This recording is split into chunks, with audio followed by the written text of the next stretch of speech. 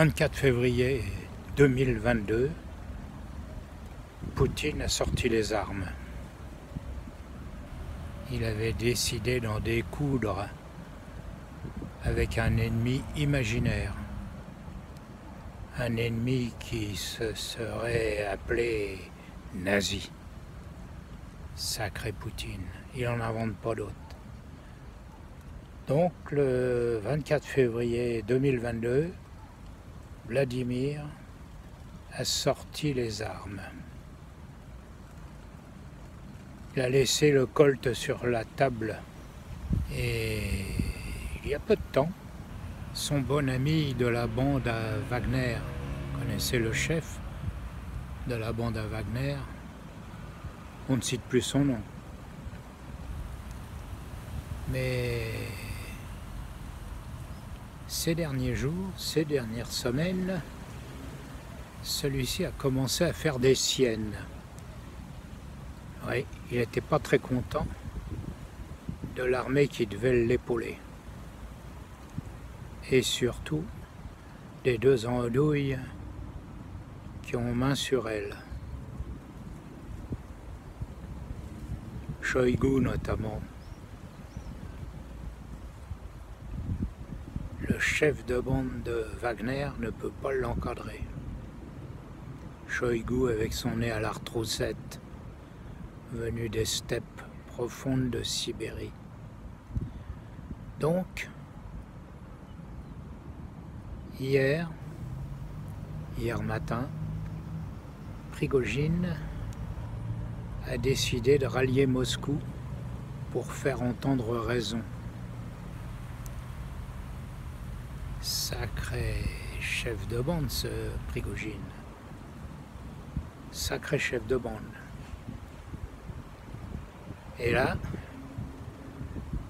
le petit Vladimir Ier a commencé à voir les copeaux, a commencé à voir les miquettes, comme on disait dans le temps.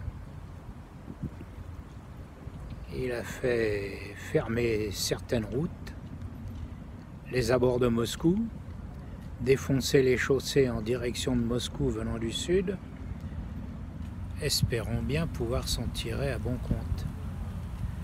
Et c'est son grand dépendeur d'andouille du Bélarus qui est venu à son secours. Il a servi d'intermédiaire sans doute, peut-être, ou il a pris une initiative lui-même.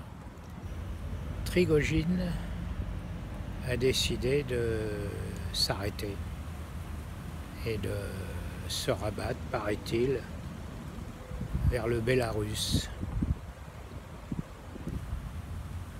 En tout cas,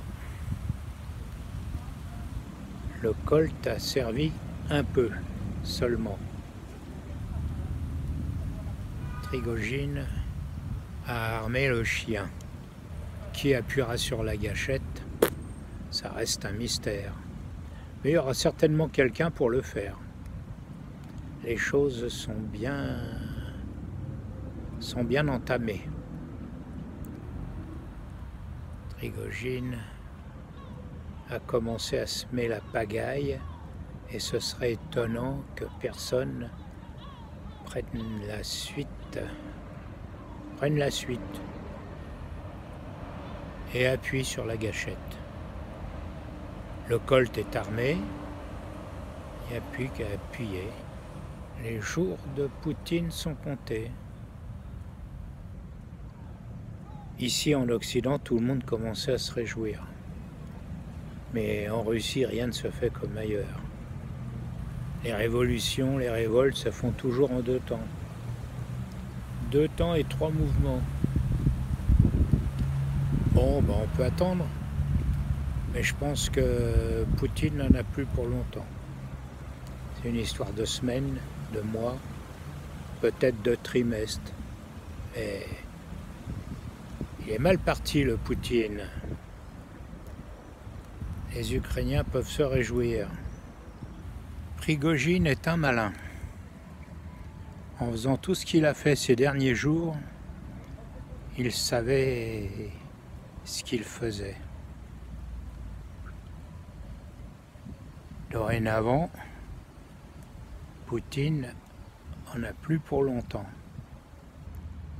Sans doute que Prigojine avait vu clair dans toute cette affaire. Une guerre déclarée sans raison, enfin, une opération militaire, une opération de police, comme nous en Algérie, en 1954. La belle affaire. En l'occurrence, Prigojine a vu très clair dans le jeu de Poutine. Et il a peut-être pas envie que ça continue. Pour la suite des événements, on se demande lequel des deux va disparaître le premier. Prigojine aura-t-il été empoisonné? Ou sera-t-il tombé du balcon de l'hôtel? Ou Poutine on retrouvera dans son lit, comme Staline. Enfin, pour l'instant, le jeu n'est pas très clair, mais je pense qu'il ne faudra pas attendre très longtemps pour en avoir la suite. Peut-être la suite est fin. Toujours est-il que Prigojine n'avait pas l'idée de prendre le pouvoir, non.